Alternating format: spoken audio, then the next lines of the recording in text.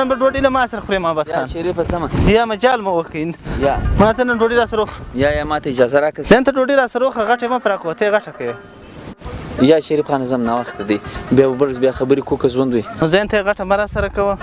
راسره پاتې شه نو مړه یاره غټه ځان لالا به غوښه هم راوړږي انشاءالله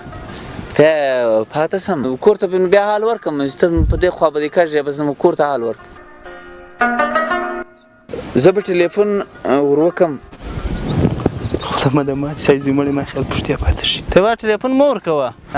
زما ګی یې راته چا سره خبره وکړه هغه ته کور ته ورسه زه به هغه راوار دی چې ضروري کار یې دی راسره هغه سره به وینم که وخت وي بیا زه وختي رالکم لیدره یې لکول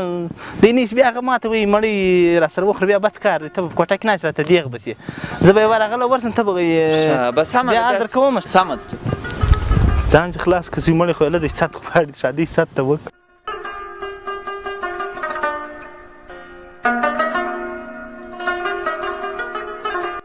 څنګه تر کوره تر دا زوی مړي ته مسات وکړي دی کوربه په ست ښه ایسي مېلمه په تک ښه ایسي هغه وروره دی